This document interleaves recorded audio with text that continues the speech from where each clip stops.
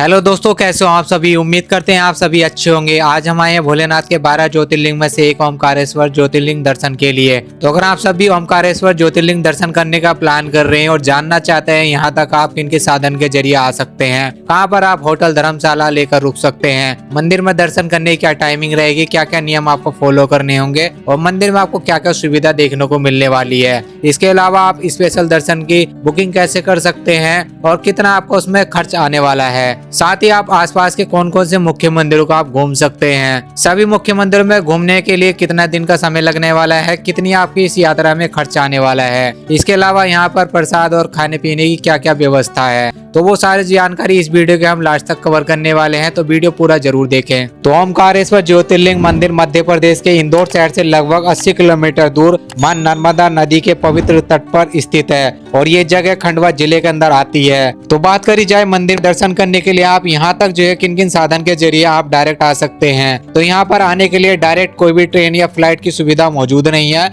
यहाँ का जो नियरेस्ट रेलवे स्टेशन है वो इंदौर के अंदर मौजूद है, जिसकी मंदिर से दूरी 80 किलोमीटर की है। और यहाँ का जो नियरेस्ट एयरपोर्ट है वो देवी अहिल्याबाई होलकर है, जो कि इंदौर के अंदर मौजूद है, जिसकी मंदिर से दूरी 87 किलोमीटर की है। तो यहाँ पर डायरेक्ट आने के लिए आप बस, टैक्सी या पर्सनल वाहन के थ्रू यहाँ पर सीधा आ सकते हैं। तो अगर आप इंदौर से बस लेकर आ रहे हैं तो इंदौर का नियरेस्ट जो बस स्टैंड है सरवते बस स्टैंड है। आप इंदौर जंक्शन रेलवे स्टेशन से बाहर निकलोगे तो आपको जो है 100 से 200 मीटर दूर सरवते बस स्टैंड मिल जाएगा। आप वहां से जो है बस लेकर आ सकते हैं। 80 किलोमीटर की दूरी के लिए आपसे जो टिकट है वो 140 रुपए का बस में लगता है। तो यहाँ का जो नियरेस्ट रेलवे स्टेशन है वो इंदौर और खंडवा शहर के अंदर मौजूद है। तो अगर आप खंडवा शहर से बस लेकर आ रहे हैं तो मंदिर की जो दूरी है वो 70 किलोमीटर की रहती है। यहाँ से भी आप जो है बस लेकर या टैक्सी लेकर आ सकते हैं। और ये जो बसें हैं वो आपको ओमकारेश्वर के नए वाले बस स्टैंड पर लाकर छोड़ती है, जहाँ से जो है मंदिर की 4 किलोमीटर की और दूरी रह जाती है। यहाँ पर आने के लिए आप चाहे तो ऑटो से आ सकते हैं या अपना पैदल जो है सफर तय कर सकते हैं। ऑटो के फेयर की अगर बात करी जाए तो 30 से 40 रुपए इन 4 किलोमीटर के लिए वो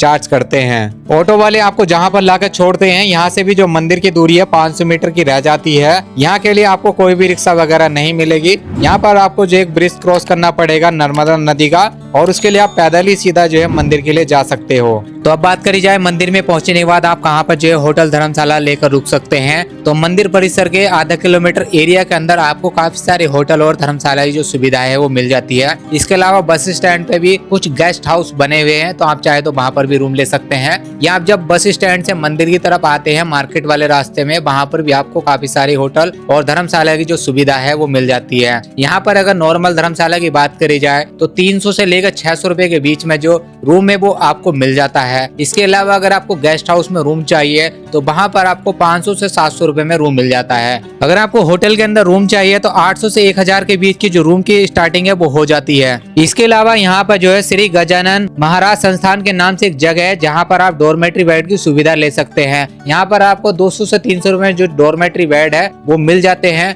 आप चाहे तो अपनी फैमिली के हिसाब से भी यहाँ पर रुकना कर सकते हैं। अगर आपका प्लान यहाँ से दिन के दिन वापस जाने का है और आप कोई भी होटल धर्मशाला लेकर यहाँ पर रुकना नहीं चाह रहे हैं तो उसका प्लान भी मैं आपको थोड़ा सा बता देता हूँ। बस स्टैंड पे एक बड़ा जो है सुलभ शौचालय बना हुआ है, वहाँ पर आप 30 रुपए देकर अपना स्नान करना जो है कर सकते हैं। या इसके अलावा नर्मदा नदी पर जाकर आप स्नान करके ओमकारेश्वर मंदिर में महादेव जी के दर्शन कर सकते हैं। और सामान रखने की जो लॉकर की सुविधा है, जहाँ पर ऑटो वाले आपको लाकर छोड़ते हैं वहाँ पर आपको काफी सारे लॉकर मिल जाते हैं, वहाँ पर अपना जो सामान है वो जमा कर सकते हैं। इसके अलावा अगर आपके पास छोटा मोटा बैग है तो वो मंदिर में ले जाना अलाउ है। अगर भारी भरकम सामान आपके पास है तो आप जो है उसे कैरी मत कीजिए मंदिर में ले जाने के लिए, आप उसको जो है लॉकर रूम में जमा कर सकते हैं। मोबाइल ले जाना मंदिर में अलाउ है, लेकिन उसका यूज करना वहाँ पर प्रतिबंधित है। कोई भी वीडियोग्राफी और फोटोग्राफी आप मत कीजिएगा, क्योंकि मंदिर प्रशासन हो सकता है आपके फोन को वहाँ पे जमा कर ले। और जूते चप्पल रखने की जो सुविधा है मंदिर प्रशासन द्वारा जो है बनाई गई है। जैसे आप ब्रिज क्रॉस करोगे वहीं पर जो है आपको स्टॉल मिल जाएंगे जूता घर के, वहाँ पर अपना जूता चप्पल जो है जमा करके आप मंदिर में दर्शन करने के लिए जा सकते हैं। तो अब बात करी जाए मंदिर में दर्शन करने का सही वक्त क्या है जिससे जो आपको दर्शन है वो जल्दी मिल जाए। तो यहाँ पर अगर आप 5 से 6 बजे सुबह के टाइम में दर्शन की लाइन में लगते हैं तो आपको बहुत ही जल्दी जो है दर्शन मिल जाते हैं, क्योंकि ज्यादातर जो यात्री है वो इंदौर और खंडवा शहर से बस से जो है ट्रैवल करते हैं। सुबह 5 बजे जो है पहली बस शुरू हो जाती है और बस लगभग जो है यहाँ तक आने के लिए 4 से 5 घंटे ले लेती है। यानी कि ज्यादातर जो यात्रियों की भीड़ है वो सुबह 9 से 10 बजे के बीच मंदिर पे पहुंचना शुरू हो जाती है। तो जो यात्री अपना ओमकारेश्वर के अंदर होटल लिए रहते हैं तो वो सुबह जल्दी जो है पहुंच जाते हैं और वहां पर जो दर्शन है कर लेते हैं। तो नॉर्मल दिनों में जो आपके जो दर्शन है लगभग 2 से 3 घंटे के अंदर हो जाते हैं। बाकी यहाँ पर जो सबसे ज्यादा श्रद्धालुओं की भीड़ रहती है वो फरवरी में छोटी शिवरात्रि के वक्त और सावन में बड़ी शिवरात्रि के वक्त रहती है। सावन में तो भीड़ बिल्कुल रिकॉर्ड तोड़ देती है और किसी स्पेशल त्योहार पे यहाँ पर जो है भीड़ उमड़ती है। तो अगर आप भीड़ से बचना चाहते हैं तो इन तीनों समय में थोड़ा सा जाने के लिए अवॉइड करें। तो अब बात करी जाए मंदिर में स्पेशल दर्शन करने की बुकिंग हम कैसे कर सकते हैं। तो डिस्प्ले पे आपको एक वेबसाइट शो हो रही होगी, इस वेबसाइट के थ्रू जो है आप स्पेशल दर्शन की बुकिंग कर सकते हैं। या आप चाहे तो मंदिर परिसर में पहुंच के ऑफलाइन भी अपनी बुकिंग कर सकते हैं। यहाँ पर आपको 300 रुपए का चार्ज देना होगा।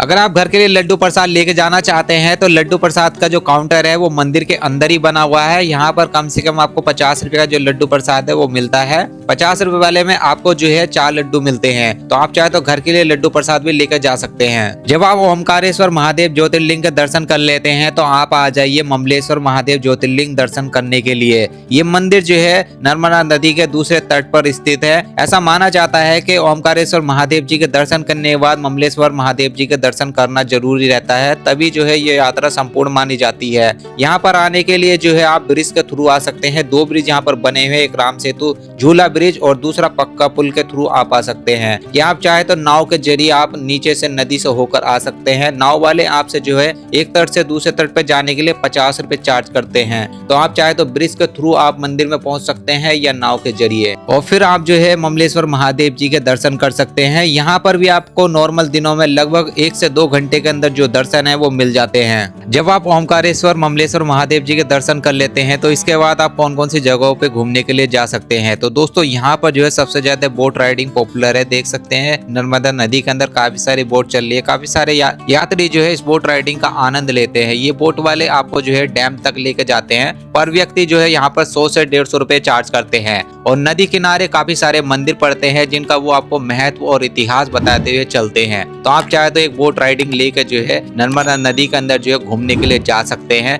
काफी दूर तक ये आपको जो है घुमा कर लेकर आते हैं। और बोट राइड के साथ साथ जो नदी तट किनारे मंदिर मौजूद है, आप चाहे तो उनके दर्शन करने के लिए भी जा सकते हैं। अब बात कर लेते हैं ओमकारेश्वर महादेव ज्योतिर्लिंग के दर्शन करने में आपका जो है कितने दिन का यहाँ पर समय लगने वाला है। तो वैसे तो दोस्तों यहाँ पर जो यात्रा है, अगर आप नॉर्मल दिनों में आ रहे हैं तो लगभग जो है 1 दिन के अंदर आप कर लेते हैं। अगर आप इंदौर या खंडवा शहर से आ रहे हैं तो आप जो है बस के जरिए लगभग सुबह 9 से 10 बजे तक यहाँ पर पहुंच जाते हैं। साथ में जो है 4 से 5 घंटे जो ओमकारेश्वर और ममलेश्वर महादेव जी के दर्शन है वो कर लेते हैं और एक बोट राइड भी कर सकते हैं। उसके बाद में आप रिटर्न बस लेकर जो है इंदौर या खंडवा शहर के लिए वापस ही कर सकते हैं। लेकिन मेरा सजेशन आपको दोस्तों यहाँ पर एक रात स्टे करने का रहेगा, क्योंकि इससे जो है आप बड़ी ही आसानी से जो जगह है धीरे धीरे करके घूम सकते हैं। इस यात्रा में आपकी खर्च की अगर बात करी जाए तो अगर आप एक रात यहाँ पर ओमकारेश्वर में स्टे कर रहे हैं तो आपका लगभग 1500 से 2000 रुपए का जो खर्च है वो आ जाता है। अगर आपने किसी गेस्ट हाउस में रूम लिया है तो 500 से 600 रुपए का आपका रूम हो जाता है। और नॉर्मली जो रेस्टोरेंट पे खाना है वो 100 से 150 रुपए में एक टाइम का मिलता है। इसके अलावा अगर आप बोट राइड कर रहे हैं तो सिंगल पर्सन के हिसाब से 100 से 150 रुपए आपके वहां पर लग जाते हैं। साथ ही जब आप इंदौर या खंडवा शहर से बस लेकर आते हैं तो 140 रुपए एक साइड के आपके लगते हैं। तो इस हिसाब से आपका जो खर्च है लगभग 1500 रुपए का नॉर्मली आ जाता है। बाकी आपके ऊपर डिपेंड करता है आप इस खर्च को कैसे मैनेज करते हैं। तो चलिए इस वीडियो में बस इतना ही था। अगर आप सबको वीडियो अच्छा लगा हो तो वीडियो को लाइक जरूर करें और इस वीडियो को अपने दोस्तों के साथ शेयर भी करें। और अगर आप सबको कुछ जानना है तो कमेंट करके आप पता कर सकते हैं। और आगे भी ऐसी वीडियो देखने के लिए आप हमारे चैनल को सब्सक्राइब कर सकते हैं।